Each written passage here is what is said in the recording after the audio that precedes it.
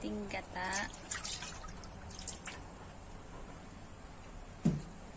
Tapos yung asukal.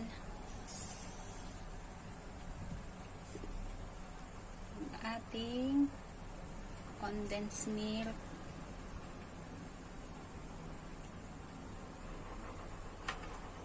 At yung ating ibab.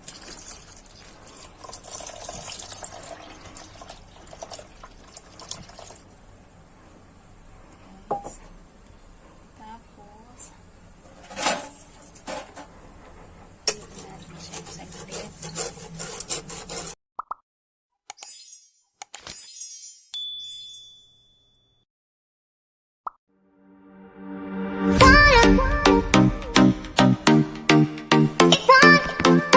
Guys, magandang araw.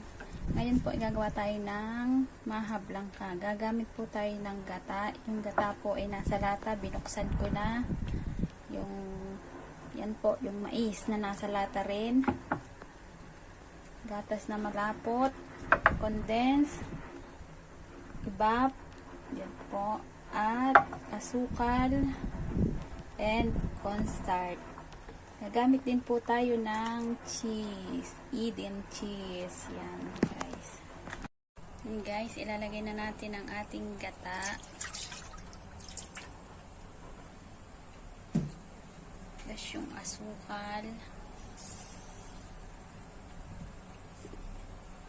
Yung ating condensed milk.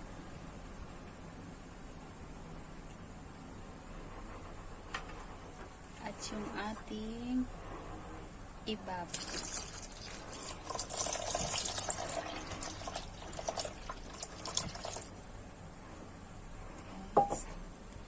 Tapos natin siya saglit.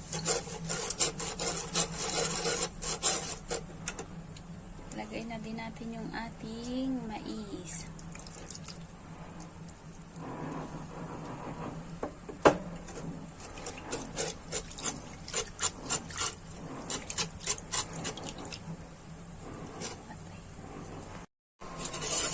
Haluin natin siya hanggang sa kumulo. Saka natin ilalagay yung ating cornstarch.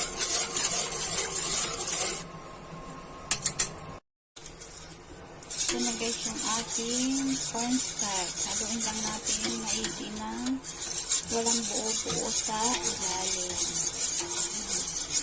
Haluin lang. Haluin lang natin ng dahan-dahan hanggang sa ay guys, pasensya na kayo ha at may nag-aarong pala ang hitaan itaas. Kaya gayong maingay. Ngarong pala ata yung aming itaas doon. May nagagawa kasi ng bahay doon sa itaas. Kaya maingay yung tawag yung grinder. Basta yun. Hindi ko alam kung ano yun. Hintayin lang po natin siyang kumulo. Saka natin ilalagay yung ating cornstarch. And guys, nakumulo siya. Hinaan lang muna natin yung apoy. Tapos, ilagay natin yung ating cornstarch. Make sure nyo na walang buo-buo sa ilalim ha.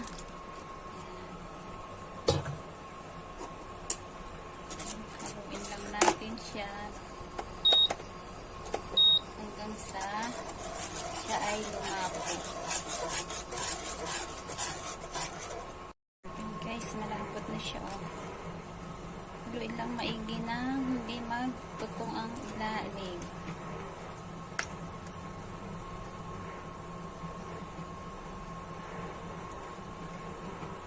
Yan na siya guys. Saka natin ilalagay yung ating cheese pagka medyo malamig-lamig na siya. Yan siya guys. Nakadalawang box ako ng maha. Yahoy! May makakain na naman ako neto. Yan guys. Ilalagay na natin yung ating cheese.